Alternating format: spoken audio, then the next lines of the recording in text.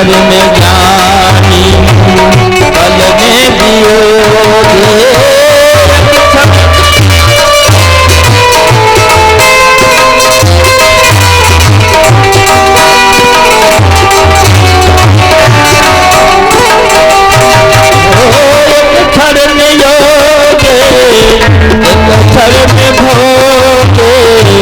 पल भर में ज्ञानी पल में वियोगी।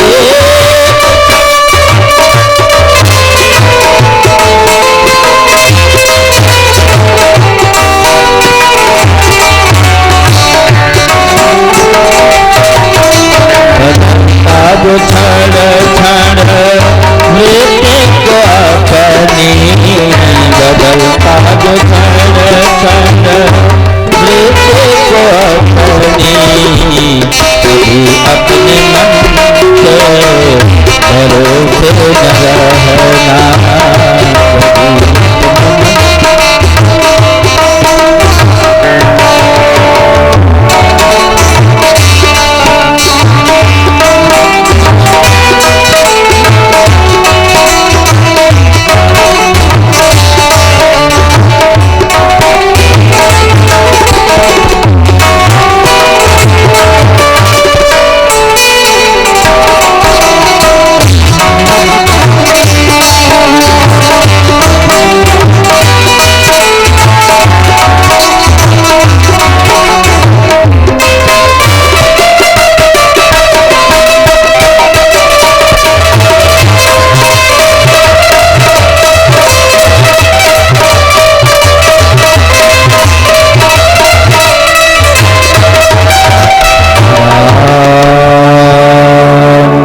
भगवान की जय। सुखदेव जी कहते ऐ परीक्षित,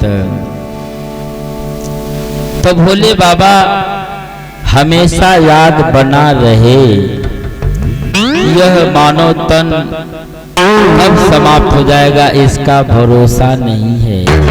इसलिए बाघंबर पहने हैं ताकि हमेशा याद बना रहे।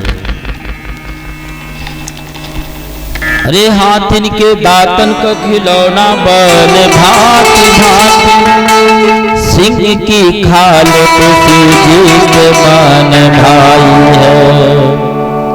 अरे मेघन की खाल को ओढ़ सतिया जती, बकरी की खाल कठो पानी भर लाई है। संत महात्मा लोग अब तो नहीं, लेकिन पहले संत महात्मा लोग मृगशाला पे बैठ के ध्यान करते थे। क्यों?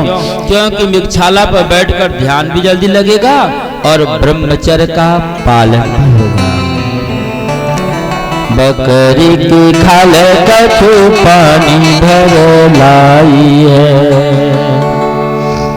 अच्छा, पहले जमाने में तो कहीं कहीं पोखर कहीं कहीं कुआं रहे। आज के जमाने में तो हर दरवाजे में 2 गोचार को टोटी नल का हेड पाइप है, लेकिन जमाना पहले ऐसा नहीं था। कहीं कहीं कुआं और कहीं कहीं पोखर।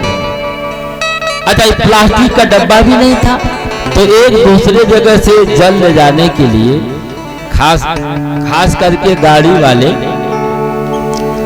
बकरी के चमड़े के थैले में जल ले जाया करते थे। सुखदेव जी कहते हैं ऐ परीक्षित, दधीची जी कहते हैं ऐ देवराज, मुझे यह ज्ञान है कि इस मनुष्य तन से कई हजार गुना सुंदर उन पशुओं का तन है जो मरने के बाद भी किसी न किसी काम में आते हैं। अरे गैड़ा के खाल को पासत सिपाही लोग, सांवर की खाल कोई वीर मन भाई है। अच्छा, आज के जमाने में तो बम है, गोली है, बंदूक है। जमाना पहले तीर फट्टा से युद्ध हो, तो कहीं तीर लग न जाए तो छाती पर गैड़ा के चमड़ा का, जिसको अभी बुलेट प्रूफ कहते हैं, वे युद्ध में सिपाही लोग बांध के रखते थे। सावर की खाल कोई वीर मन भाई है। और तलवार के वार को रोकने के जो ढाल बने वह सांवर के ही चमड़ा का बने, उस पे तलवार धंसता नहीं था। दधीची जी कहते हैं, ऐ देवराज, अरे गैंडा की खाल को बाटत सिपाही लोग, सांवर की खाल कोई वीर मन भाई है। कहत दया राम की बदी रही जा, मानुष की खाल को काम नहीं आई है। तो क्या करेंगे, लड़ाई झगड़ा करेंगे? तो सीताराम सीताराम सीताराम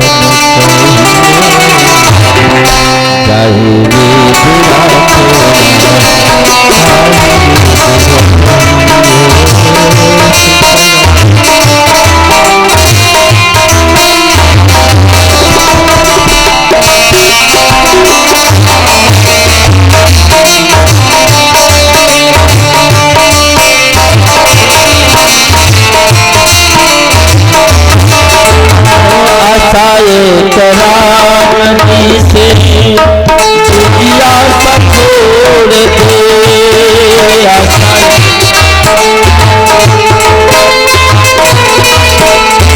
नाता एक राम जी से दुनिया छोड़ दे,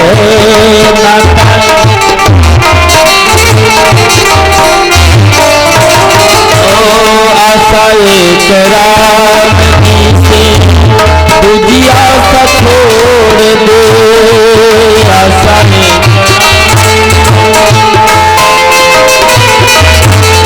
नाता एक राम जी से दुनिया सा छोड़ दे,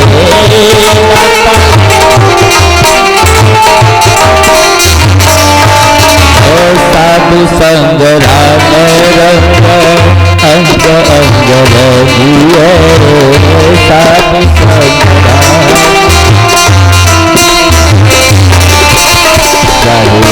बुरा छोड़ा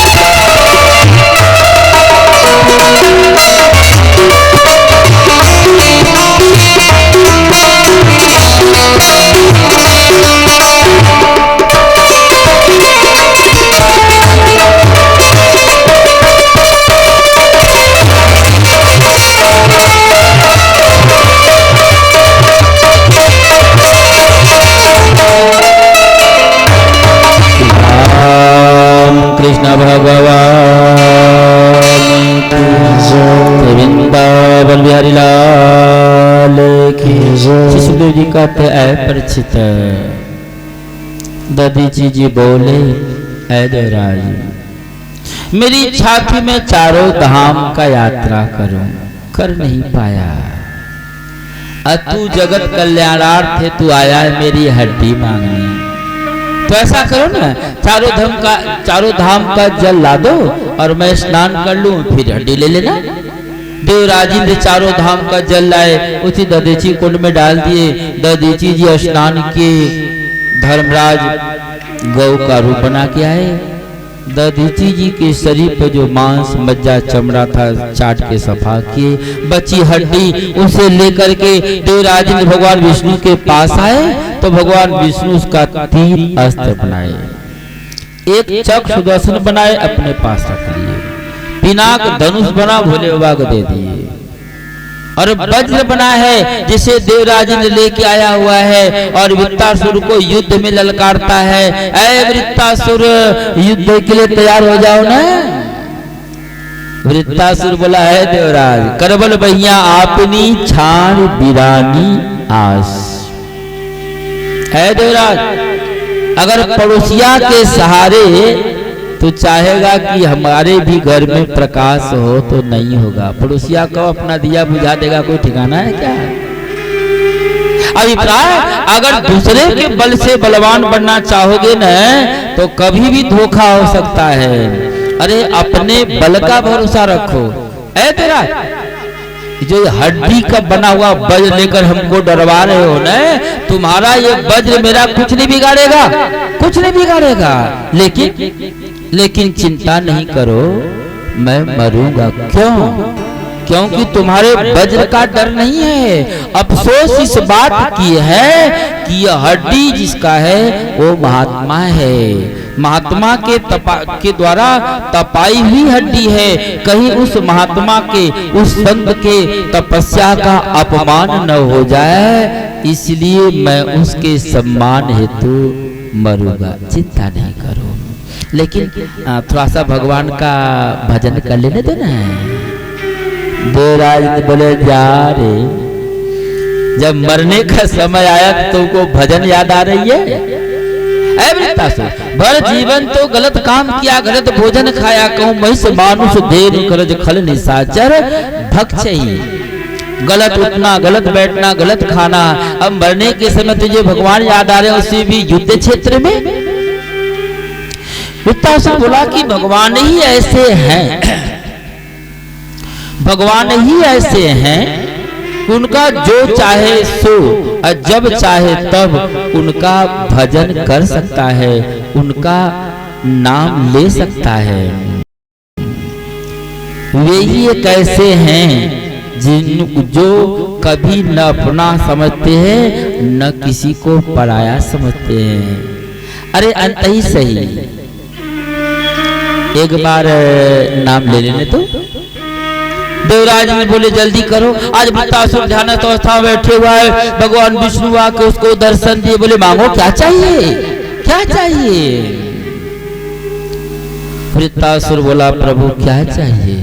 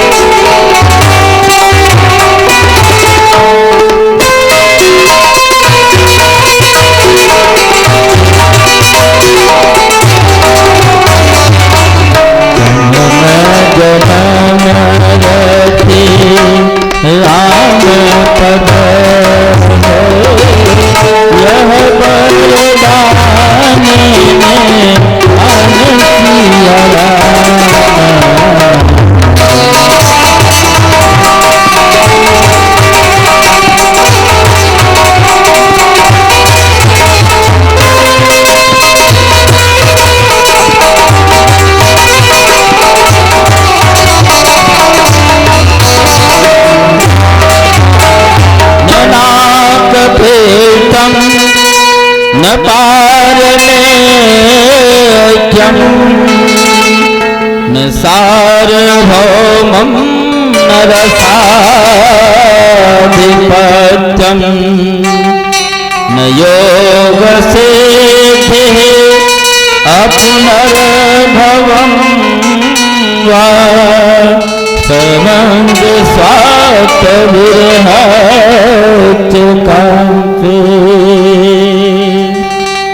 ऐ सर्वेश्वर, न अर्थ चाहिए, न धर्म चाहिए, न काम चाहिए, यहाँ तक कि मुझे मोक्ष भी नहीं चाहिए। अच्छा, आज के दिन में अगर भगवान सामने आ जाए अब बोले जो मांगना सो मांग लो, तो लोग क्या मांगेंगे? पहले तो मांगेंगे धन, तब बाद में मांगेंगे बेटा, तब उसके बाद मोक्ष मांगेंगे? नहीं मांगेंगे। दैत्य है, निश्चय रहे। बोला प्रभु न अर्थ चाहिए, न धर्म चाहिए, न काम चाहिए, यहाँ तक कि मुझे मोक्ष भी नहीं चाहिए।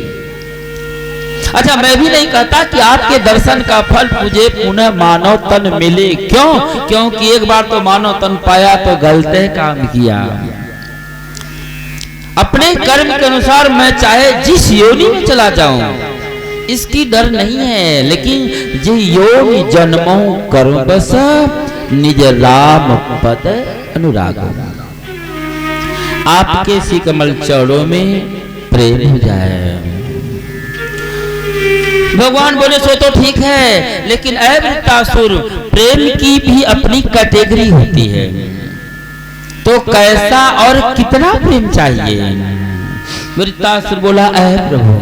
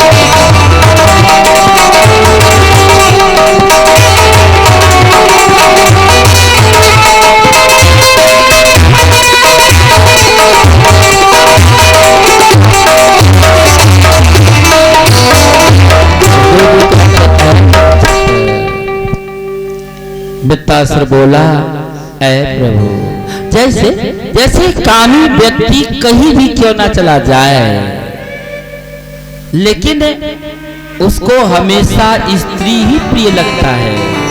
और लोभी के पास अगर एगो टका भी है न, घर में बंद करके देश विदेश भी क्यों ना चला जाए, लेकिन अपने मन रूपी नेत्र के द्वारा उस एक टका को हमेशा टटोलते रहता, देखते रहता, कहीं चोर उठा न ले जाए। जैसे लोभी को धन से, कामी को पत्नी पर, स्त्री पर हमेशा मोह रहता है, वैसा ही प्रेम आपके श्री कमल चरणों में मेरे अंदर हो जाए। भगवान बोले यो मस्त ऐसा ही होगा। वृत्तासुर समाधि में समाधि था प्राप्त करके अपने श्वास को मणिपूरक चक्र में स्थापित करके सुषुम्ना नाड़ी को जागृत कर लिया। दिखाने के लिए देवराज इंद्र अपने वज्र से वृत्तासुर का वध कर दिए। वृत्तासुर की मृत्यु हो गई। भगवान के परम धाम को चला गया। श्री राम कृष्ण भगवान की जय। वृंदावन बिहारी लाल की जय। सुखदेव जी कहते हैं परिचित है, वृत्तासुर की तो मृत्यु हो गई, लेकिन वृत्तासुर भी त्वष्टा ऋषि का पुत्र है, ब्राह्मण पुत्र है। आज पुनः देवराज इंद्र को ब्रह्महत्या का पाप लग गया। और ऐसा थोड़ी होता है वर्जन पाप करते रहिए, आकर भंडारा करके साधु महात्मा को खिलाते रहिए तो पाप कट जाएगा, ऐसा नहीं होता है। अगर ये दिमाग में सेट हो कि हम लूट पाट के लाएंगे, 3 नंबरा काम करेंगे, सब पाप वाला पैसा लाके साधु महात्मा को भंडारा करके खिला देंगे, तब पाप कट जाएगा, ऐसा नहीं है। अच्छा, माइनस माइनस प्लस होता है कि माइनस माइनस माइनस होता है? माइनस माइनस प्लस होता है। एक आदमी से कर्जा लिए, दोबारा फिर कर्जा लेंगे तो कर्जा में कर्जा जुटेगा, घटेगा नहीं। हाँ, तो आप जो संत का भंडारा किए हैं उसका भी पुण्य फल आप ही को मिलेगा, और जो पाप करके आए हैं उसका भी पाप का दंड आप ही को भोगना पड़ेगा। लेकिन कहेंगे कि माइनस हो जाएगा, ऐसा नहीं है। और पाप तो अपने बाप का नहीं होता है, पाप तो अपने बाप का नहीं होता। एक बार ये ब्रह्मचारी काशी से पढ़कर जब चलने लगा तो गुरु जी बोले, ब्रह्मचारी दुनिया में तुझे कहीं डरने की जरूरत नहीं है, मैं इतना तुझे पढ़ा चुका हूँ, लेकिन पाप के बाप से बचना। अच्छा, अपना सब देखे होंगे, जिस चीज के लिए मना कीजिए वह काम आदमी पहले करेगा। ब्रह्मचारी सोचा दुनिया में कहीं तो डर है नहीं। गुरु जी बोले, पाप के बाप से बचने के लिए। अच्छा, जिसे बचना है तो पहले उसका ज्ञान होना चाहिए, उसकी पहचान होनी चाहिए, तब ना उससे बचेंगे। तो पाप का बाप है क्या, पहले उसको जान लें और फिर उससे बचेंगे। तो गया बड़के दुकान पे, बोला भैया पाप के बाप को जानते हैं? दुकानदार बोले ना हम सबके पास नहीं है। सोचा हो सकता है बड़का दुकान पे हो, बड़का दुकान पे गया, बोला पाप के बाप को रखे? बोले ना हम सबों के पास नहीं है। सुना था गांव घर में जो पढ़े लिखे लोग होते हैं उनको सब कुछ का ज्ञान रहता है। गांव में जो पढ़े लिखे थे उन लोगों के पास पहुंचा, बोला भैया पाप के बाप को जानते हैं? लोगों ने बोला कि हम तो ये सब कुछ पढ़ लिए, लेकिन पाप के बाप को तो किसी क्लास में नहीं देखे, किसी सब्जेक्ट में नहीं देखे, न हिंदी न अंग्रेजी न संस्कृत न मैथ। तो मतलब हम सबों के विषय से बाहर का चीज है। सोचा, सुना था कि जो चीज कहीं नहीं मिलता है तीर्थों में मिलता है, संतों के यहाँ मिलता है। बेचारा चूड़ा मोड़ी सत्तू बांध लिया और तीर्थ में चल गया बेचारा। काशी बनारस अयोध्या वृंदावन जगन्नाथ केदारनाथ बद्रीनाथ सब जगह घूम के पाप के बाप को खोजे, लेकिन पाप के बाप का पता नहीं चला। अब बड़ खर्चा तो सठ गया। अच्छा, चूड़ा मोड़ी सत्तू कितना ले जाएगा? 10-20 बोरा, सब सठ गया। अब पाप के बाप का पता नहीं चला, लेकिन पाप के बाप को जानने की इच्छा है, जिज्ञासा है। गांव के बाहर जाते जाते जंगल के रास्ता को पार किया, एक गांव था। गांव के बाहर एक बहुत बढ़िया महल दिखाई पड़ा। अच्छा, साधु महात्मा तो थोड़ा सा घर दरवाजा बढ़िया देख के जाते हैं ताकि ढंग से खाना पीना मिले, रहने उठने को मिले। बहुत बढ़िया मकान देखा, जाके आवाज लगाया। अंदर से एक स्त्री निकली, बोला हम ब्रह्मचारी रात्रि विश्राम करना चाहते हैं। वो तो वेश्या का घर था। वेश्या बोली, सो तो ठीक है ब्रह्मचारी, लेकिन मैं तो वेश्या हूँ, यह वेश्या का घर है। आपका चेहरा बड़ा टेंशन में लग रहा है, आप आ कहाँ से रहे हैं? आप परेशान दिखाई पड़ रहे हैं, क्या परेशानी है आपको? ब्रह्मचारी बोला, क्या कहूँ, पाप के बाप को खोदते खोदते 3 महीना बीत गया है, पता नहीं चला अभी तक, उसी को खोज रहा हूँ। वेश्या बोली, मतलब पाप के बाप का पता नहीं चला? ब्रह्मचारी बोला, नहीं पता चला। वेश्या बोली, वो तो मैं बता दूंगी, वो तो मैं बता दूंगी। ब्रह्मचारी बोला, चल बताओ ना। बोली, अभी नहीं, सुबह बताऊंगी, सुबह बताऊंगी। ब्रह्मचारी सोचा, अब क्या करें, रात भर की बात है, चलो दरवाजे पर रात भर बिता लेंगे, सुबह या बताएगी। तो दरवाजा पर वृक्ष था, वृक्ष के नीचे अपना आसन बिछा के ब्रह्मचारी पड़े हुआ है। वेश्या सोची, देखो मैं कैसी हूँ कि दरवाजे पर आए ब्रह्मचारी को भी मैं कुछ खिला नहीं सकती हूँ। अच्छा, अपनों गाँव घर में देखे होंगे तमाम परिवारों में दरवाजे पर साधु ब्राह्मण आए, साधु महात्मा आएंगे तो उसके घर में एक गिलास पानी देने के लायक कोई नहीं है। कोई दूधाधारी साकट हो, कोई अर्ध साकट हो, कोई फूल साकट है, कोई 2 टंगा खाने वाला, कोई 4 टंगा खाने वाला, तो साधु को गिलास पानी देगा नहीं तो पड़ोसिया को बुला के लाएगा। चलिए हमारे यहाँ साधु जी आए हैं, उनको 1 गिलास पानी आप दीजिएगा। अब ऐसा बहुत घर मिलेगा।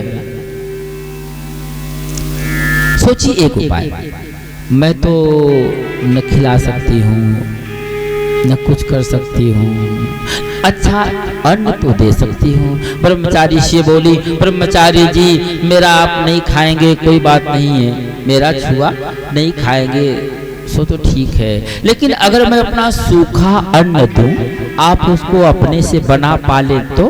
ब्रह्मचारी बोले सो हो सकता है। तो बेचारी अपना सूखा चावल दाल आटा जो कुछ था ब्रह्मचारी को दे दी। अच्छा ब्रह्मचारी अब तो इसका बर्तन भी नहीं था उसके लायक उसमें बनाते खाते, तो अपने कमंडल कमंडल में ही चावल दाल सब एक ही बार डाल दिए। बेचारी देखी, बोली ब्रह्मचारी जी देख रही हूँ कि भोजन बनाने में आपको बड़ा परेशानी दिखाई पड़ रही है, हाथ अलग से जल रहा है, टेंशन अलग से बना है, लाइए ना मैं ही बना के खिला देती हूँ, कोई देख तो नहीं रहा है। ब्रह्मचारी बोला भागती है कि नहीं भागती है? एक तो तुम्हारा अन्न नहीं खाना चाहिए था, अच्छा अन्न खाने लगा तो तू बनाने के लिए आ गई, भागो। तो वैसे आ गई घर में, अब पंसैया का 10 गो गड्डी ले आई, बोली ब्रह्मचारी जी इसको रख लीजिए ना, आपको मैं देखती हूँ अब मुझे आप देखते, दूसरा कोई तो देख नहीं रहा, चट बनाऊंगी पट खिलाऊंगी, बात खत्म। ब्रह्मचारी अगल बगल देखा कोई तो देख नहीं रहा है, और उतना रुपया कमाने में तो कई जन्म लग जाएंगे। चट टका लिया, ललका झोले में डाल लिया, बोला जल्दी करो चावल दाल आटा की बार डाल के बना दो ना, पट दे। भोजन तैयार हुआ, फुलिया थाली में निकाल कर खाने को दी है, और जब ब्रह्मचारी उसको पंच देवताओं को भोग लगा लिए तो बेस्या आई, बोली ब्रह्मचारी जी एक बार मैं अपने हाथ से 1 ग्रास खिला देती न तो मेरा भी जीवन धन्य हो जाता। ब्रह्मचारी बोले भागती है नहीं भागती है? एक तो तुम्हारा अन्न नहीं खाना चाहिए सो खाने लगे, तुम्हारा छुआ नहीं खाना चाहिए सो खाने को तैयार हुआ, अब तू अपने हाथ से खिलाएगी, भागो। तब से आ गई घर में, अब की बार पंसैया का 20 गो गड्डी लाई, अब बोली ब्रह्मचारी जी इसको रख लीजिए ना, केवल 1 बार खिलाऊंगी, अरे आप हमको देखते हैं हम आपको देख रहे हैं, कोई तीसरा तो है नहीं। ब्रह्मचारी ने सोचा ठीक है तो बात है, कोई तो देख नहीं रहा, 1 ही बार तो खिलाएगी। अपना ललका झोली के में गड्डी रख लिया, बोला जल्दी करो। ब्रह्मचारी को खिलाने के लिए बेस्या अपने हाथ में 1 ग्लास भोजन ली है। अच्छा देखे होंगे अपना से खाने के समय तो अंदाजा रहता है, और दूसरे के हाथ से खाने में अंदाजा तो नहीं रहता है। ब्रह्मचारी पूरा मुंह फैलाया हुआ है और बेस्या हाथ में 1 गिलास भोजन लेकर के उसके मुंह के पास तक हाथ ले गई। ब्रह्मचारी बेचारा थोड़ा सा और मुंह फैलाया, और जब थोड़ा और मुंह फैलाया तब बेस्या ब्रह्मचारी के गाल पे ये मारी और बोली कि पाप का बाप लोभ है।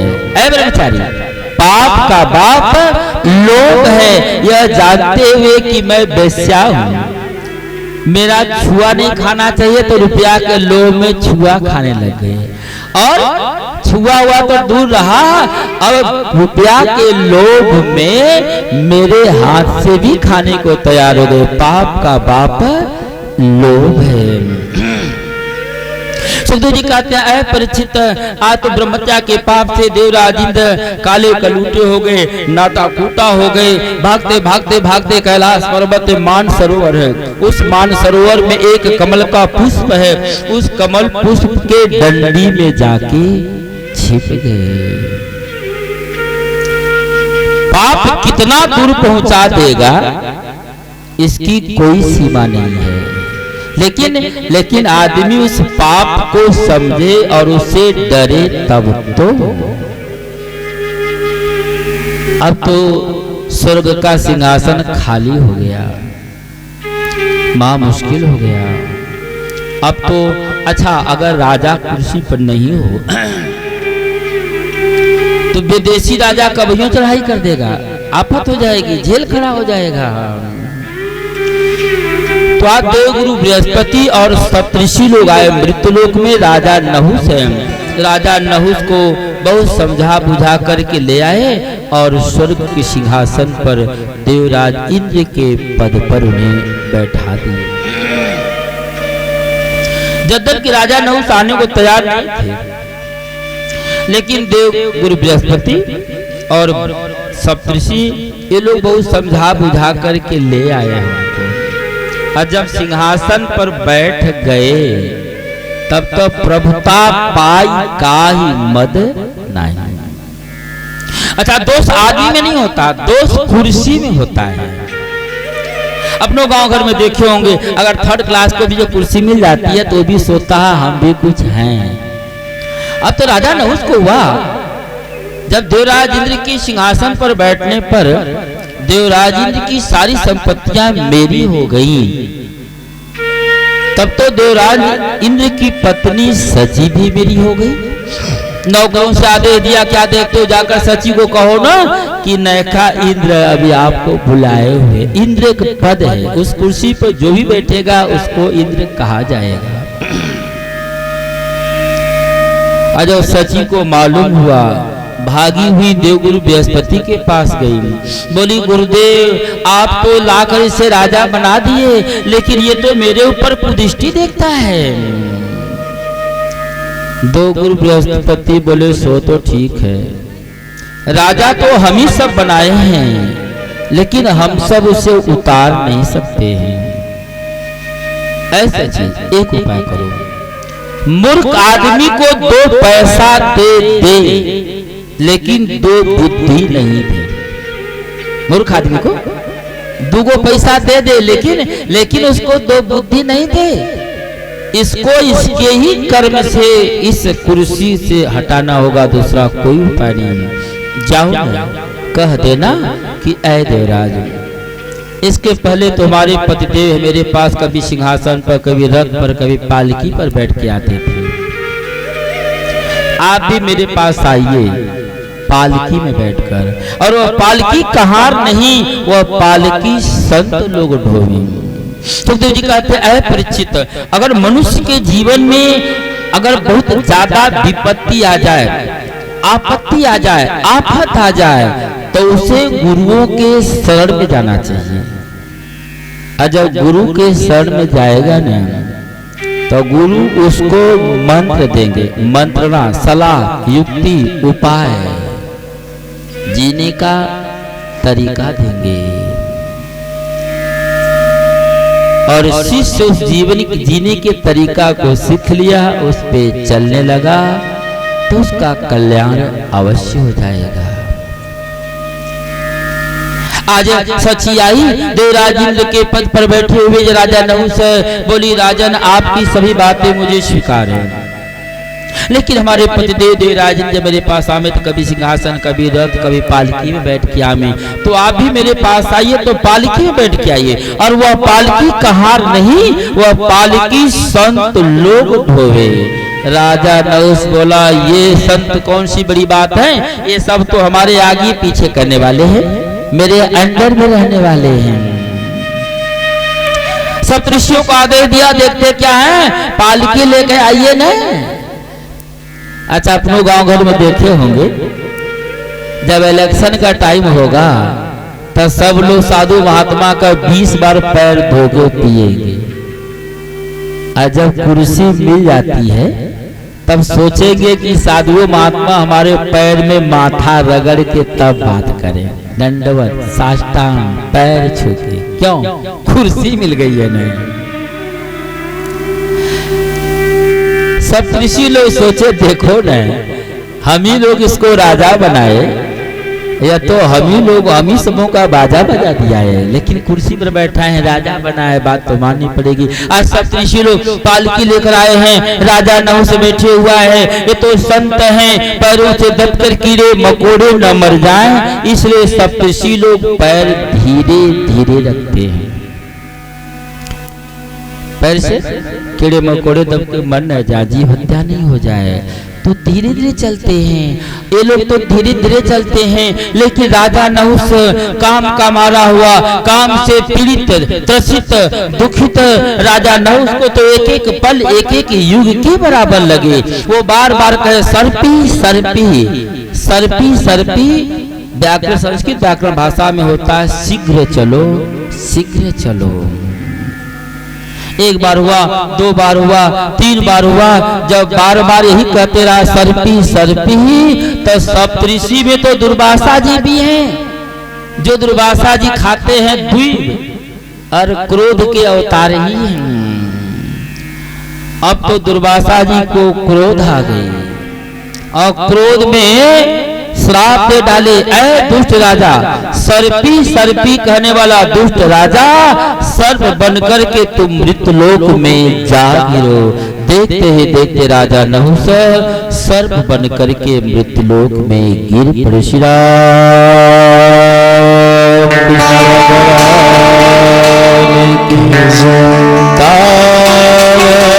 तेरा कम सहो ससा विद्या तपो योग भला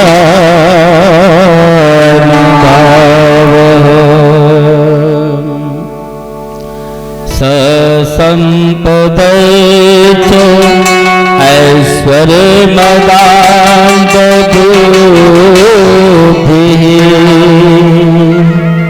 नते तया गतिन्द्रपत्ना।